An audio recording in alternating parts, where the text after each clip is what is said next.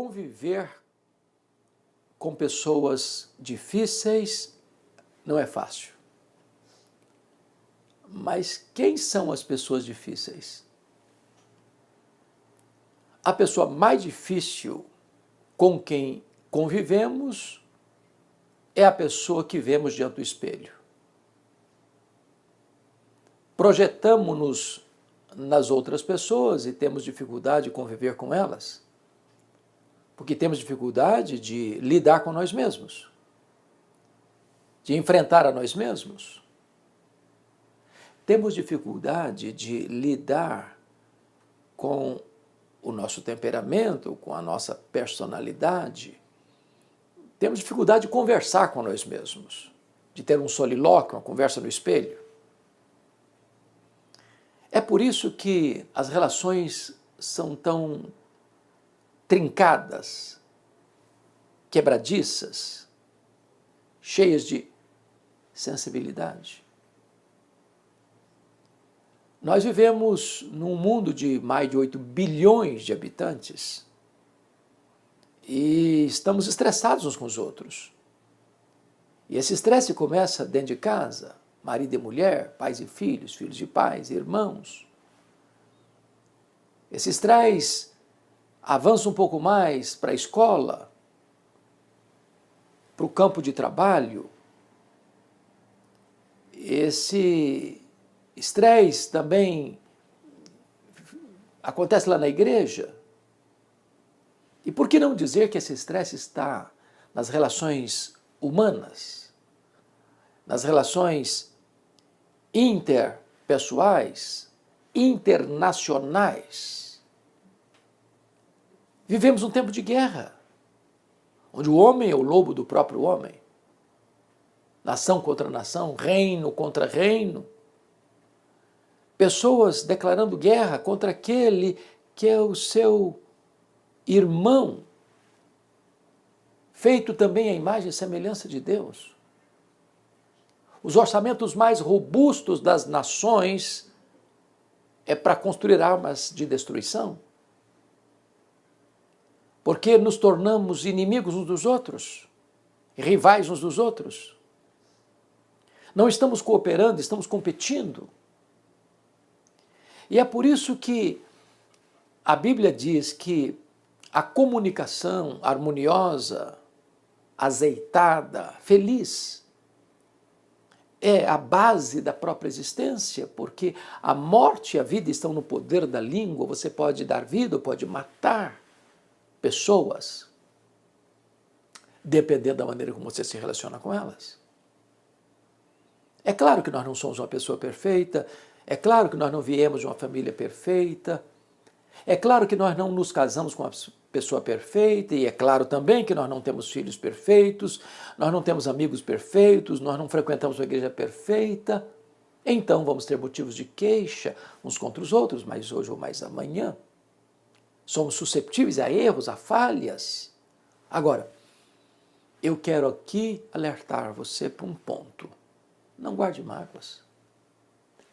Perdoe. Porque guardar mágoas é cobrir a sua alma de uma fuligem.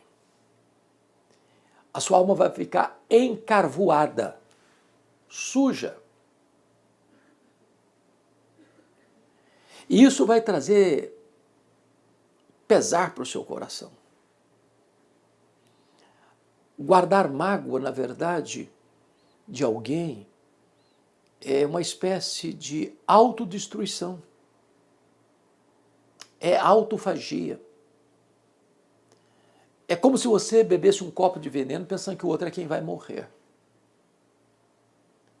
Perdoar é uma necessidade vital. Sem perdão não tem saúde emocional, não tem saúde espiritual, não tem nem saúde física. A medicina comprova que mais de 50% das pessoas que passam pelos hospitais são por problemas chamados psicossomáticos. Ou seja, o corpo vai assimilando as angústias da alma, as tensões da vida, as mágoas não curadas, as feridas ainda sangrando. Isso vai adoecendo o corpo, a mente. Então, Jesus afirmou que se você não perdoa, por exemplo, você não pode orar, porque suas orações são interrompidas. Se você não convive harmoniosamente com a sua esposa, com o seu marido, suas orações são interrompidas. Se você não perdoar, você não pode trazer sua oferta ao altar, porque antes de receber a sua oferta, Deus precisa receber o ofertante. Foi por isso que a Bíblia diz que Deus rejeitou Caim a sua oferta, mas aceitou Abel e a sua oferta. Se você não perdoar, você não pode nem mesmo ser perdoado. Jesus nos ensinou isso na oração. Pai, perdoa-nos as nossas dívidas, assim como nós perdoamos aos nossos devedores. Se eu não perdoo a quem me deve, como é que eu posso pedir que Deus me perdoe como eu estou perdoando? Na verdade, se você é daquele tipo de gente que fica guardando mágoa no coração, você não vai ter paz. Você vai ser entregue aos verdugos da consciência, aos flageladores da alma. Então, reter mágoa no coração é uma insensatez. Porque esta pessoa vai controlar a sua mente. Vai botar um cabresto em você. Você vai conviver com ela. Aliás, com a pessoa que você menos gostaria de conviver na vida. E ela vai controlar a sua mente. Você não vai ter paz. Você não vai descansar, porque a pessoa vai se tornar o seu pesadelo. Você não vai ter sabor na comida, porque a pessoa vai tirar seu apetite. Você não vai ter descanso nem nas férias, porque a pessoa pega carona com você e estraga as suas férias. Agora, perdoar não é uma coisa simples e não é uma coisa fácil. Eu não posso ser leviano, dizer para você que isso é muito fácil, é muito tranquilo. Não, não é. Não é mesmo. Porque é muito bonito o discurso do perdão até você ter alguém para perdoar. É muito fácil falar de perdão até que alguém pise no seu calo. É muito bonito você fazer um discurso e até um sermão sobre o perdão até que alguém machuque você e fira você. Então, você só consegue perdoar por causa da graça de Deus. A não ser que o Espírito Santo de Deus produza em você esta atitude, você será um poço de mágoa, um mar de ranço, uma pessoa amarga. Porque ninguém passa pela vida sem enfrentar tensões relacionais. Mas hoje ou mais amanhã, alguém vai decepcionar você e você vai decepcionar outras pessoas.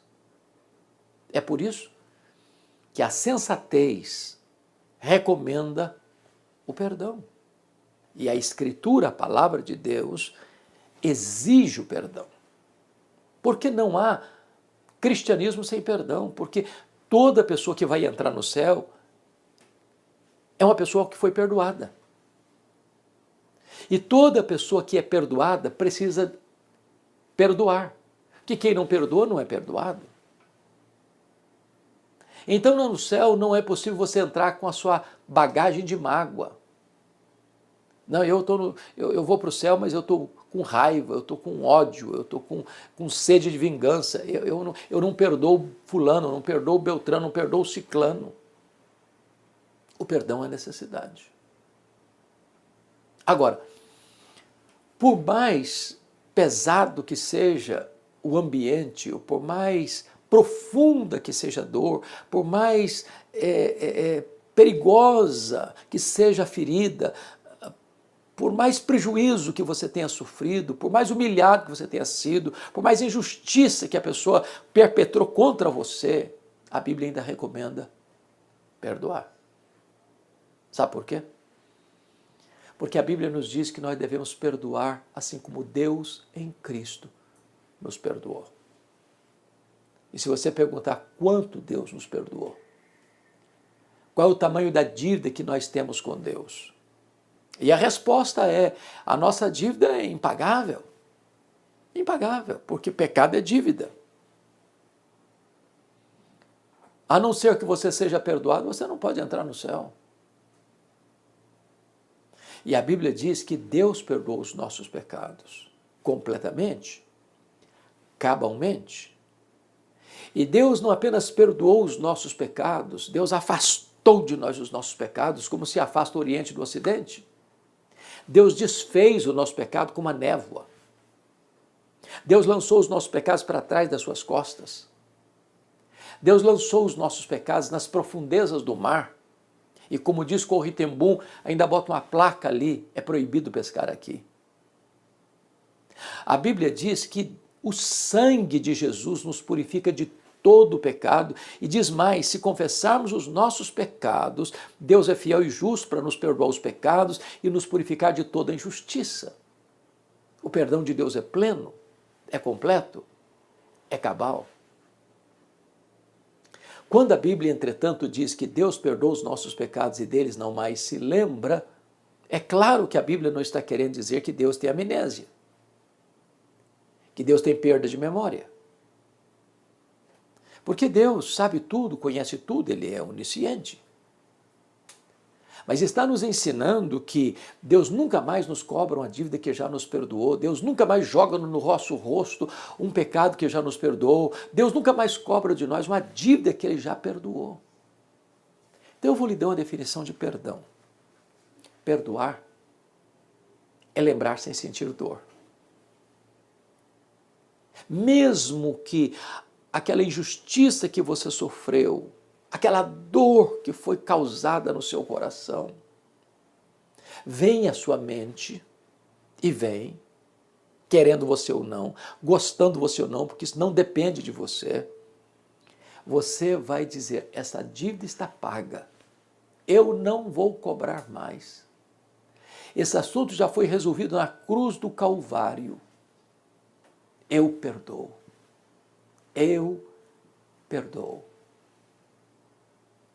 Mesmo que você se lembre, você não sente mais a dor, porque você tem consciência, por causa da cruz do Calvário, do sangue vertido, você está perdoando, zerando esta conta. Não guarde mágoa. Perdoe. Mas talvez ainda você queira pensar um pouco mais sobre o tamanho dessa dívida que foi perdoada. E Jesus conta uma parábola para nos dar uma luz, um entendimento mais amplo do que significa isso. Parábolas são janelas de luz para uns e portas fechadas para outros. E a janela de luz para melhor compreensão é que Jesus conta então essa parábola do chamado credor incompassivo. Um rei acertava conta com seus súditos e encontra um que lhe devia 10.000 talentos. Não tendo com que saldar a dívida, pediu clemência e o rei perdoa a ele a dívida de 10.000 talentos. Mas quem recebe perdão precisa ministrar e dar perdão. E aquele homem perdoado de 10.000 talentos encontra um conservo que lhe deve 100 denários. E também, não tendo com que pagar, pediu clemência, paciência, misericórdia. E esse homem diz, não, comigo não é assim não. Eu não tenho paciência não. Pago o que você me deve, senão eu jogo você na cadeia. O rei ficou sabendo dessa história, mandou chamar aquele homem e disse a ele, servo malvado, eu perdoei a você 10.000 talentos. E você não pôde perdoar o seu conservo 100 denários? Agora você vai ser entregue aos flageladores até que pague o último centavo. E Jesus termina a parábola dizendo assim, assim o vosso Pai Celeste vos fará, se do íntimo não perdoardes uns aos outros. Bom, qual a lição que eu vou tirar dessa parábola? O que eu vou entender aqui? Qual é essa janela iluminada que me ajuda a compreender este assunto de perdão? É que, na verdade, mais do que uma parábola, Jesus contou uma hipérbole. Nenhum judeu podia dever 10.000 talentos no primeiro século. Um talento são 35 quilos de ouro. 10.000 talentos são 350.000 quilos de ouro. Para você ter uma noção, no período mais áureo, mais rico, mais poderoso de Israel, no reinado de Salomão, o que entrava nos cofres do Estado durante um ano eram 666 talentos. No primeiro século, todos os impostos da Galiléia, Judéia, Pérea, Samaria, durante um ano, eram 800 talentos. 10.000 talentos eram todos os impostos da nação durante 13 anos.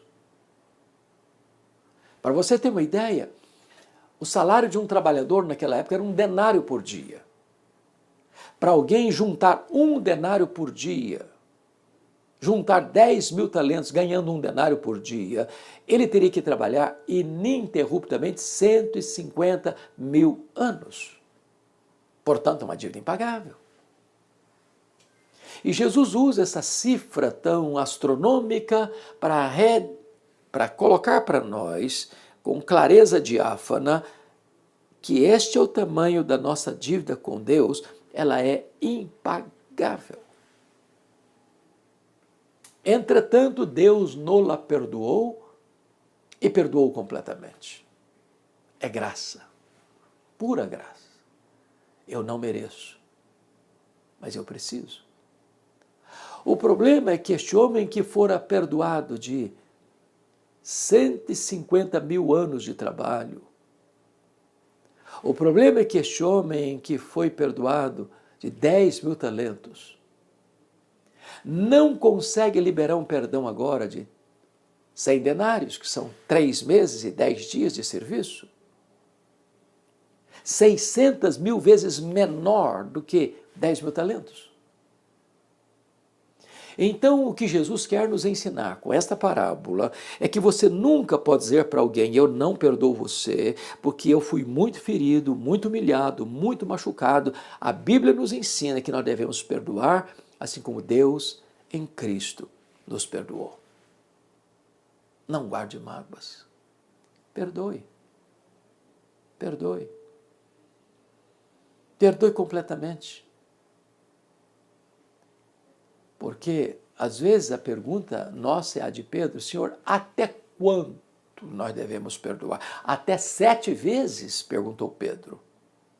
Talvez até aguardando um elogio de Jesus. Parabéns, Pedro, você é um homem muito espiritual. E Jesus responde: não, Pedro, não é até 7 vezes, é até 70 vezes 7. E Jesus não estava falando que você perdoa 490 vezes. Essa cifra, essa equação significa o perdão é ilimitado. Porque é assim que Deus faz com você e comigo. Ele nos perdoa, e Ele nos perdoa, e Ele nos perdoa, e Ele nos perdoa. Ele não rejeita um coração quebrantado. Se confessarmos os nossos pecados, Ele é fiel e justo para nos perdoar os pecados e nos purificar de toda injustiça. Então, Deus requer de você e de mim uma postura e uma atitude de perdão, e não de ficar ruminando a mágoa, ruminando a amargura, cozinhando em fogo lento esse ranço no nosso coração. Tome a decisão de perdoar. Eu não estou falando de justiça, estou falando de misericórdia. Corrie ten Boom foi presa na Segunda Guerra Mundial pelo nazismo alemão, ela e toda a sua família, na Holanda. Ela foi levada para um campo de concentração juntamente com a sua irmã Betsy. Seu pai, sua mãe, sua parentela toda morreu pelas atrocidades do nazismo. Ela foi levada para um campo de concentração de trabalhos forçados e tratamento indigno. Ela viu a sua irmã Betsy, já doente, fragílima, ser açoitada até a morte por um soldado nazista. A dor no coração, gosto de sangue na boca. Quis a providência de Deus que ela sobrevivesse ao Holocausto. A guerra terminou, ela está livre. tornou-se uma pregadora do Evangelho. A história dela produziu um filme, Refúgio Secreto. Um livro foi escrito por ela, Refúgio Secreto. E certa feita, Corrie ten Boom estava pregando na Alemanha. E quando ela estava à porta, recebendo as pessoas, cumprimentando as pessoas, ela viu na fila um homem. E ela o reconheceu. Era exatamente o soldado nazista que tinha açoitado a sua irmã, já doente, fragílima, até a morte. Gosto de sangue veio na sua boca. E aquele homem foi se aproximando e estendeu a mão para ela. E por um momento ela ficou gelada, com a mão presa. Quando o Espírito Santo disse para ela, estenda a sua mão, perdoe esse homem, deixe-o livre e fique livre da mágoa. E ela estendeu a mão e disse, eu sei quem é o Senhor. Eu sei o mal que o Senhor me fez, mas em nome de Jesus eu te perdoo, fique livre, porque eu já estou livre. Não importa o quanto você sofreu, eu encorajo você a tomar uma decisão, porque perdão é uma questão de decisão. O perdão é maior que o ódio. O perdão é maior que a sede de vingança. O perdão cura, o perdão liberta, o perdão restaura. O perdão é a asepsia da alma, é a faxina da mente, é a alforria do coração. Tome a decisão de perdoar. Talvez mande uma mensagem, faça uma visita. Mas não guarde mais mágoa no seu coração. Isso vai acabar com você, isso vai destruir você, isso vai adoecer você. Tome a decisão de perdoar pela graça de Deus, na força do Espírito Santo. Tome a decisão de perdoar, porque só os perdoados entram no céu e aquele que é perdoado precisa também perdoar. Eu espero ardentemente que esta breve meditação possa ter calado fundo em seu coração. E você tome hoje uma decisão que vai ser um divisor de águas na sua história. A decisão de virar essa página, de perdoar, ser perdoado e viver livre, na liberdade que Cristo lhe oferece. Que Deus abençoe sua vida, que Deus abençoe a sua casa, a sua família, que Deus abençoe o seu coração.